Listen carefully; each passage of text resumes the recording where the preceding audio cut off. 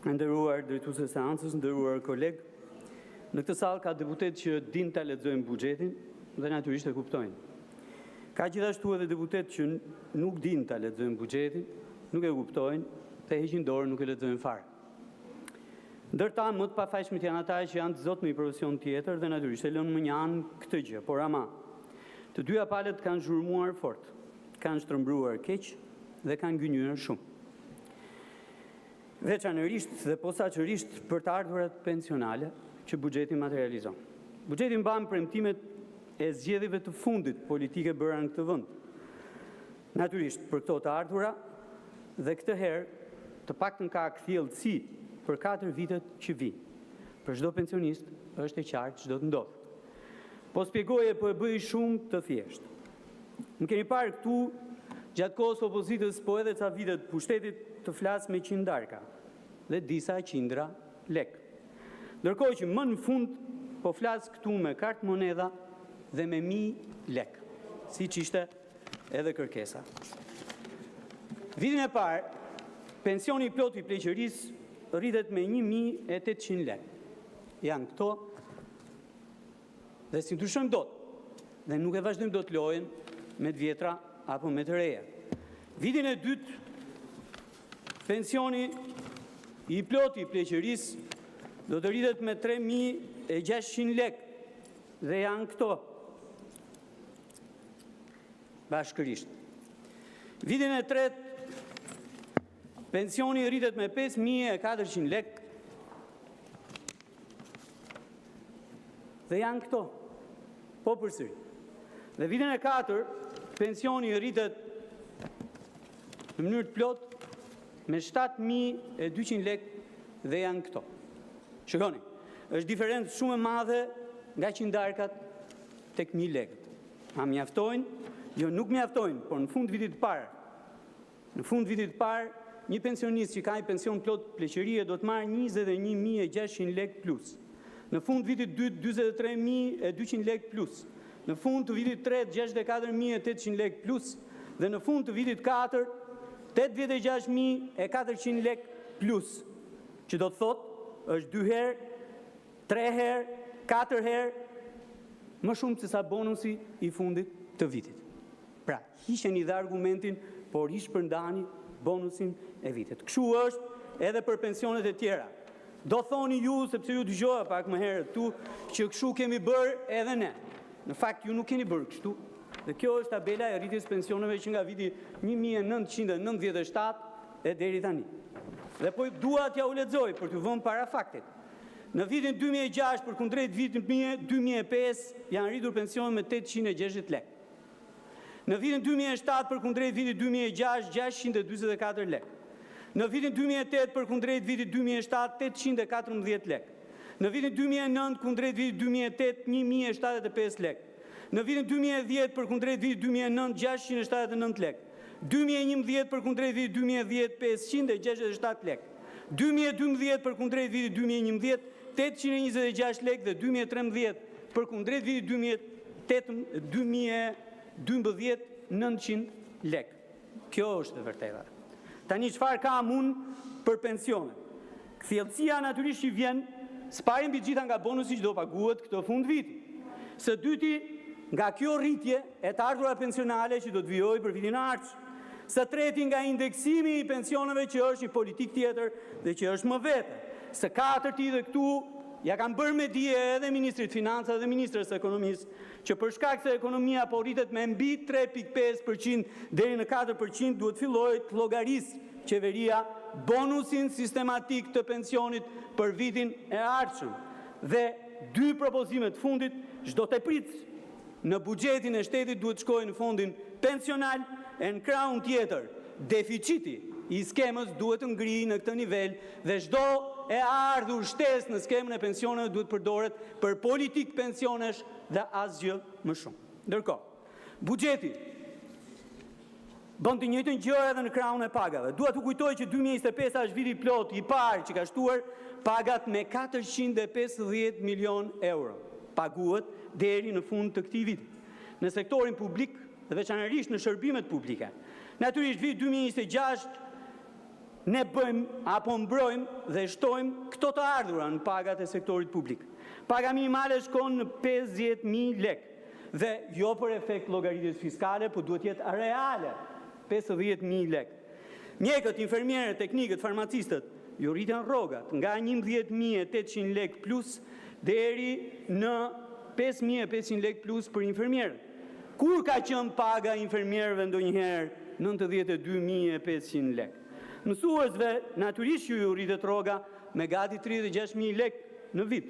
Elektricistëve 7.500 lek, inxhinierëve elektrik 12.500 lek, ushtarakëve nga 2.013 lek deri në 5.800 lek, policëve nga 4.500 lek deri në 11.325 lek, shërbyesët administratës civile, që janë pjesa më, ta themi, më në nevojë administratës publike, ju rritet me 10.000 lek, specialistëve me 5.000 lek. Cili është problemi edhe në këtë rast? Produktiviteti i shërbimeve publike, veçanërisht produktiviteti i administratës. Në krahun tjetër, buxheti çon të ardhurat në 29.6% prodhimit përgjithshëm kombëtar dhe nuk kanë qenë kaq asnjëherë. Të ardhurat nga tatimet, të ardhurat tatimore shkojnë 27.8 miliard lek, shkojnë në 27.8% GDP-s ose 7.7 miliard euro dhe nuk kanë qenë asnjëherë. Të ardhurat tatime dhe doganat shkojnë 19.1% e GDP-s ose 5.3 miliard lek dhe nuk kanë qenë asnjëherë. Dhe kujtoni që po mbledhin 5.3 miliard euro të ardhura pa rritur qoftë edhe një taks të vetë. Shpenzimet shkojnë në 31.9% GDP-s, 8.8 miliard euro. Investimet publike shkojnë në 6.5% të GDP-s, 179 miliard. Deficiti mbetet në 2.3%, duke si në vëmendje faktin që jemi me suficit primar këtë vit, me suficit primar vitin e ardhshëm prej disa vitesh në këto terma, dhe natyrisht rregulli i artë i buxhetit i normuar edhe me ligj materializohet më së miri. Investimet publike janë gati 3 herë më të larta se deficiti buxhetor. Ndërkohë, risku nga kontratat e partneritetit publik-privat vazhdon të jetë i ulët, sa kohë që jemi me 1.7% të ardhurave të një viti më përpara nga 5% që është tavani i tyre. Borxhi publik bruto vazhdon të bjerë dhe do të shkojë në fund të vitit në 53%. Do doja t'ju thoja që ky buxhet patjetër që rrit arsimin, veçanërisht në politika të tilla si librat falas, transporti i fëmijëve dhe mësuesve, dhe natyrisht edhe financimi i programeve pas mësimit. Shëndetësinë, veçanërisht me 2 linja shumë të qarta, 15 milion euro për tumoret dhe linja tjetër e rikonstruktimit të gjirit për gratë që vuajnë nga tumoret, në krahun tjetër 13.5 miliard lek për ilaçe. Bujësia e kalon atë tavanin ose atë kufirin edhe psikologjik të 5 miliard lekve, shkon 5.2 miliard lek dhe i shtohet një kompensim për 1.5 miliard lekësh. Çështjet sociale shkojnë në 25 miliard. Çfarë doja të propozoja unë? E para që 3 koncesionet, të cilave ju mbaron kontrata këtë vit të kthehen në shërbime publike dhe kontrolli bazë mjekësor të shtyhet për te moshës 70 vjeçare. Ndërkohë që është shumë e qartë që skema ilaçeve është në agresionin e hajdutëve të këtij sektori dhe patjetër duhet të rishihet për të larguar cilin do që korrupton apo grabit skemën. Në krahun tjetër, bujësia patjetër që meriton një skemë të re subvencionimi pas 12 vitesh. Dhe ndërkohë, nënat me 3 fëmijë, ne sot ju paguajmë sigurime shoqërore atyre që janë pa punë, atyre që janë në punë për herë të parë ju zbresim 48.000 lek në vit për çdo fëmijë dhe natyrisht në krahun tjetër duhet mbështesim më në fund me sigurime shoqërore nënat që kanë fëmijë të spektrit autik në shtëpitë e tyre. Barazia gjinore dhe puna e papaguar e grave duhet jetë elementi kyç që duhet kostifikohet tani nga buxheti dhe të kthehet në të mira për ato gra që natyrisht punojnë dhe duhet marrin të ardhurat barabarta për të njëjtin vend pune me burrat. Dhe në fund fare, bonusi i invalidëve që menaxhohen apo janë në administrimin e shërbimit social shtetëror duhet garantohet për këtë vit dhe për çdo vit tjetër për të mos krijuar më pabarazinë që u krijuan në muajin mars. A ka rrisje ekonomia dhe buxheti? Po, ka rrisje ekonomia dhe buxheti. Vitin e ardhshëm ekonomia do të rritet apo zjerohet me 4%, Prodhimi i përgjithshëm kombëtar shkon në 27 miliardë euro, por i fokusuar shumë fort në 2 sektor. Në ndërtim dhe në turizëm. Besoj do ma jepni dhe mua kohën që i datë zotërisë. Pra, në turizëm dhe në ndërtim, 2 sektor në të cilin në të parin kemi vërejtur nga dalësim të rritjes dhe dyti vazhdon të rritet. Por ama 2 sektorët e tjerë janë risku më i madh, industria dhe bujqësia që vazhdojnë për 3 mujor të tërë që janë me rënje. Duhet fokusohemi atje me qëllim që të bëjmë gjën e dur. Në krahun tjetër nga pikpamja e kërkesës agregate, e gjithë rritja mbështetet shumë fort në më shumë se gjysmën e saj tek konsumi. Konsumi jo gjithmonë është mirëqenie.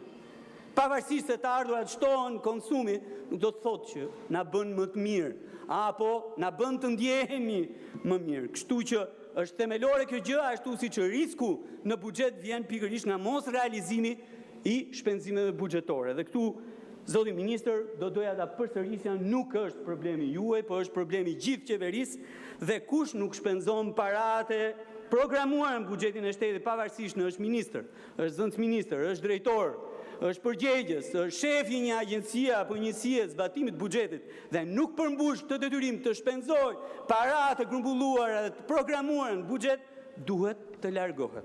E fundit gjë që kam, natyrisht paketa fiskale është e gjerë, po unë po merrem vetëm atë që natyrisht nuk gjen zbatime ende e që ka të bëjë me TVSH-n e bujqësisë. Kam disa tabela këtu për të shpjeguar shumë qartë se ç'ndodh me TVSH-n e bujqësisë. Kam bërë një llogari për sasi të barabartë në vlerë monetare produkti dhe do doja t'ju them që po ta marrin në import një mall me vlerë 500 lekë dhe të dalin nga dogana bashkë me TVSH-n e paguar në vlerë 600 lekë duke paguar çdo gjë tjetër, natyrisht ka një rezultat pozitiv 83.4 lekë. Por me skemën 0 me 20%, po të blej prodhim vendas me të njëjtën vlerë 600 lekë me aq sa del nga dogana, rezultati është negativ prej 16.6 lekësh. Prandaj, blerësi është më interesuar për importin se sa për prodhimin vendas. Rasti më fatlum do t'jetë ai që të zbritet nga çmimi i bujkut. Masa e kompensimit të TVSH-s që ne vendosim me ligj 60 lekë për 600 lekë mall dhe përsëri del me një rezultat negativ bruto prej minus 6.6 lekësh dhe në qoftë se e ul çmimin ke fermeri me 10 lekë, atëherë kemi një rezultat të barabartë, po në tentativë të barabartë dhe në fund fare ndodh ajo që kemi sot në treg. Edhe çmimi ke fermeri ulet, edhe çmimi te konsumatori i rritet. Dhe vetëm në këtë rast kemi një rezultat pozitiv të grumbulluesit me 35 lekë. Zoti Braçe, ju lutem, duhet të kthehemi shumë qartë tek propozimet që janë në këtë kuvend, edhe nga deputeti Duka më herët, edhe nga unë, edhe nga të tjerë kolegë për të barazuar skemën e tatimit mbi vlerën e shtuar me qëllim që të favorizohet më në fund prodhimi vendas në këtë vend. Faleminderit. Po.